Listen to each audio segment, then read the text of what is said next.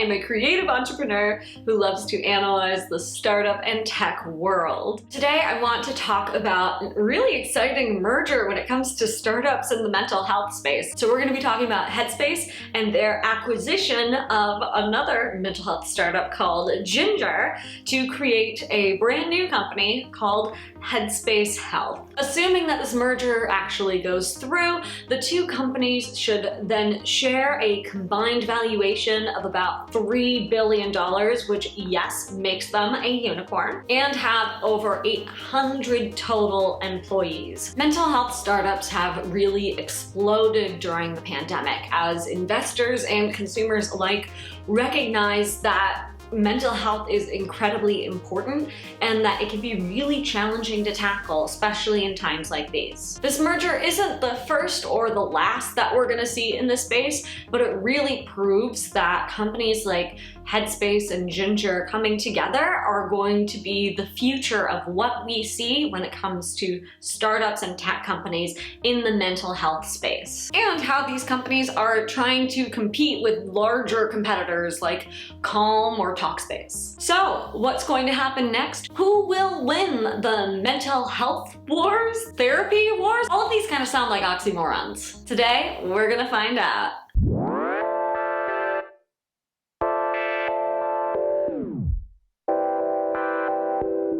We're gonna have some fun today. What happened to Clubhouse? Here's what you need to know. There was just one problem. The more I dig, the more I worry they're going to the moon.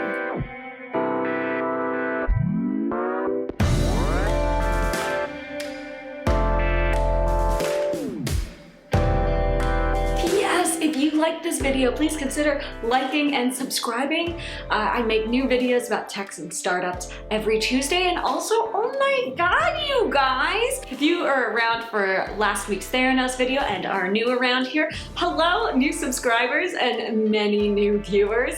Thank you for helping more than quadruple my average views on a video. That was such a nice surprise. So exciting to see you all. I hope to continue to keep you entertained. And yeah, back to the show. Okay, so I'm gonna start this video by talking about the mental health and startup space in general. Then I'm going to do a little deep dive into Headspace and a little deep dive into Ginger. But then I will talk a little bit more about the merger and just my thoughts about it overall. Also, thanks to a comment from a commenter in last week's video, I'm going to be putting timestamps in the description of this video. And also in the comments, I'm also gonna update all the timestamps for all of my previous videos in case you guys want to navigate or skip certain sections, all that jazz. All right, so yeah, let's talk about mental health and startups. According to the World Health Organization, approximately 1 billion people worldwide have some sort of mental disorder, and over 75% have received no treatment whatsoever. This is due to a whole variety of reasons, including lack of resources or access, or simply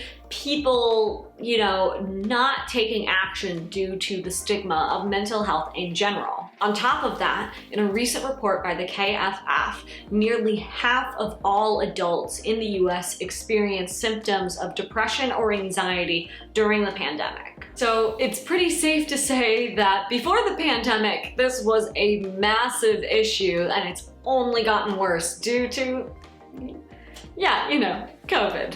According to Allied Market Research, the global mental health market was valued at $383.31 million in 2020 and is estimated to reach $537.97 million by 2030. Nowadays, the mental health startup space has become incredibly competitive. You've got meditation app leaders like Calm and Headspace, and also a ton of different teletherapy options like Talkspace, BetterHelp, BetterUp, Brightline, and just honestly, so many more that I don't even know about. From my perspective, I would say the startup mental health space right now is incredibly exciting to watch. The more competition, honestly, the better it's going to be for consumers. So many people who need help are going to be able to have access to that help that they never used to have before, or have it in a way that makes them more comfortable. The more options and the more companies that are in the space and are competing to do better, I think is wonderful for consumers. I think it's also really exciting from an investor standpoint. Like seriously, we love anything that helps promote positive mental health in the world. I mean, who doesn't? We all just want to live better, happier, healthier lives, right? Okay guys, let's dive into Headspace. Headspace is a meditation app that provides a variety of services to users to help them with their mental health or just their stress levels and with their sleep. I actually used a handful of their services back when everything was completely free a few years ago. They have some really great like meditation courses and some really nice music or, you know, like ocean wave sounds that you can listen to fall asleep. It was really nice. I didn't use them often, just on nights when I was particularly stressed or traveling alone or something like that. But Headspace and its main competitor Calm have been super popular over the past several years by both people who have been struggling with their mental health or stress levels, or just by normal people who like this kind of stuff. Headspace was founded in 2010 by Andy Puddicombe and Richard Pearson in London. Puddicombe was a former Buddhist monk and Pearson was a marketing and new brand development guy. Fun fact, actually, Puddicombe's soothing British voice is the main male voice on Headspace. When was the last time that you did nothing? And by nothing, I really mean nothing. Hi, I'm Andy, and welcome to Headspace Guide to Meditation. Always nice when your founder is willing to make many recordings for free. No, this isn't you know, if you're starting a startup, what are the resources that you can use and put together so you can scale quickly? This is a great example of that. Obviously, we always want to pay our union voice actors, but if you're just getting started and you just happen to have a really unique, beautiful, soothing British voice, like, power to you. The app reached 1 million downloads by 2014 for their freemium model, meaning nobody's paying for anything, but they reached 1 million paid subscriptions by 2018. They have all sorts of different meditation courses, including ones for children, adults, stress, sleeping, exercise, and like so much more. For years, Headspace was actually the dominant leader in the meditation app space until 2018 when Calm surpassed it due to them being ranked Apple's #1 app of the year back in 2017. More recently, Headspace has been doing like a whole lot of things. They launched a podcast with their co-founder Puddicombe. They launched Mindful Earth, which are basically meditation sessions paired with footage from BBC Planet Earth, and so you get to look at all sorts of like cute animals. And on top of that, they also announced a deal with Netflix on a 3-part series. That's wild, man.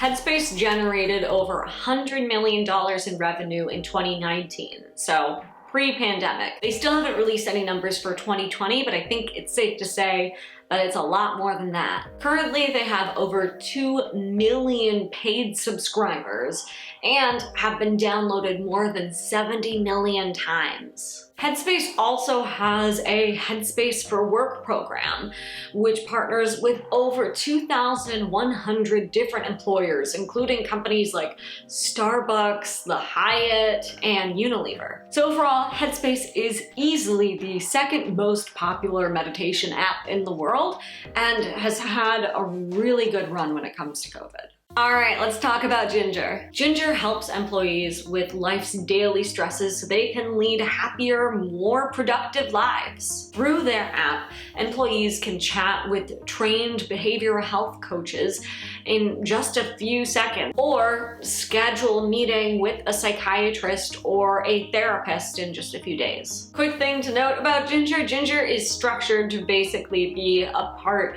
of a company's benefits package, very similar to Maven Clinic, which I talked about a few weeks ago. The app is super easy to use, and if you're looking to chat with somebody really quick about something that's going on in your life, you can usually find a trained behavioral health coach within 60 seconds. Today, Ginger reaches millions of customers in 30 different countries through employer plans and health plans. Business partners include a lot of different names: BuzzFeed, Peloton, Pinterest, Domino's, Sephora, SurveyMonkey, General Assembly, TaskRabbit, like so many more. Lots of of Fortune 100 companies, lots of startups, and lots of just big names in town. Currently, there are 3 main subscription models at different price points for businesses, but basically if you are an employee at a company that has a benefit like this, you typically get to use all of the services for completely free. You might have to pay a little bit more if you try to reach out to a psychiatrist, but usually there's a lot of partnerships with healthcare plans and things like that,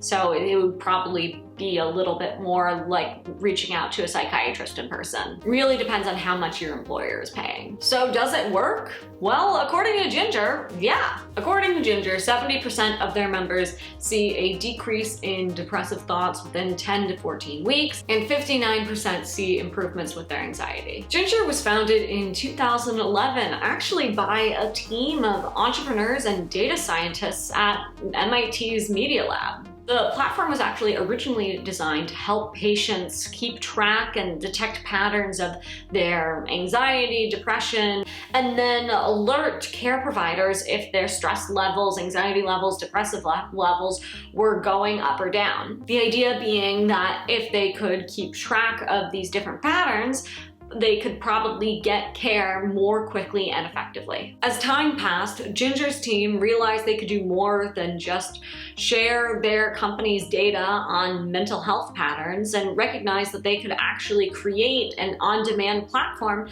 to help users actually access the care they needed. Today, Ginger is run by CEO Russell Glass and also COO Karan Singh, who is basically the face of the company. Ginger reported that their revenue has tripled year over year for the last 3 years, and that their revenue grew threefold during the pandemic. And with clients like Viacom, Axum, and Delta Airlines, and partners like Accolade and Capsule, I think it's very safe to say that they've had a very successful last couple of years.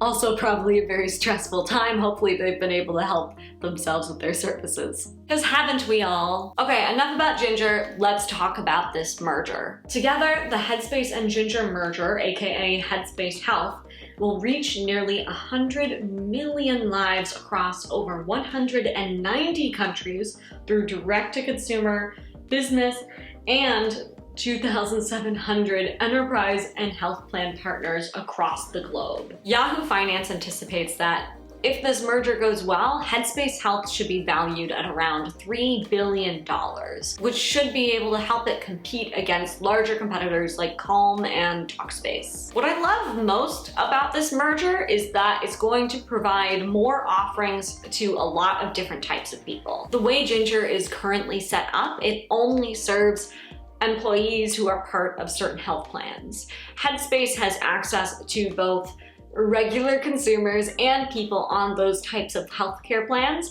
and now Ginger's clients are going to be able to take advantage of Headspace's services. Plus, with Headspace's brand recognition, I could really see a combo of these two companies, aka Headspace Health, to do really well and to be able to compete with bigger rivals like Calm. So what do I think? Well, if it wasn't obvious already, I'm really excited about this merger. Frankly, I am excited whenever there is positive news about startups and the mental health space in general. The more competition there is, the more the companies are able to provide better services and are able to help people around the world struggling with mental health issues, the more likely more people are going to get help. And that's something that I think is just great in general. Both of these companies have really strong missions. I hadn't heard of Ginger before, but you know, I've used similar services like Ginger, including BetterHelp in the past, that I've found to be super helpful. And you know, Headspace has such brand recognition that I think they're going to help be able to get people who don't have access to psychiatrists or therapists in wherever they live to be able to meet with them on a more regular basis. Plus the fact that Ginger has a partnership with Capsule means that like anybody who wants to order medications online but can't reach a psychiatrist or is having like a really hard time doing that will be able to test out different types of medications, which is just like really great news, especially for people living in rural areas or in counties that have no providers whatsoever. So is Headspace Health going to the moon? Yeah, probably. I hope so. When it comes to the mental health wars, the therapy wars, whatever we want to call them, meditation wars, again, all oxymorons, right? I think these companies are going to continue to grow and are going to continue to have a pretty big impact on Silicon Valley in general. I'm really excited to see if this merger happens or not. I think it probably will. They're both pretty small at this point. You know, we're not dealing with things like Facebook trying to acquire other massive social media networks. I think it's great news. I think it's fun. Did I miss anything? If you disagree, I would love to know more. I come from this from a very positive perspective, which is a little different from my normal little cynical perspective of some of these companies that you may have grown to know and love. So yeah, if any of you guys are haters out there, please let me know in the comments and tell me. Like, I need to know if I need to change my position on this. But yeah, thank you so much for watching. If you like this video, please consider liking and subscribing or just leaving a comment down below. I really appreciated all of you for apparently loving my last video. Oh my goodness, that was so exciting. Thank you so much to any new subscribers and people who were commenting on the last video or watched it for the very first time. And thank you for watching today. I hope you're having a fantastic day. And remember, you know, if you're struggling with anything, please, please, please take care of your mental health. I'm gonna put some resources in the description down below if you're interested. Taking care of your mental health, I think, is just as important as taking care of your physical health. And yeah, be kind to each other, guys. It's a rough world out there, but hey, we're gonna make it, all right? So great chatting with you. I'll see you next Tuesday. Bye. And this is Sasha. She climbed into my arms right before I started filming, and now she wants to escape. Escape!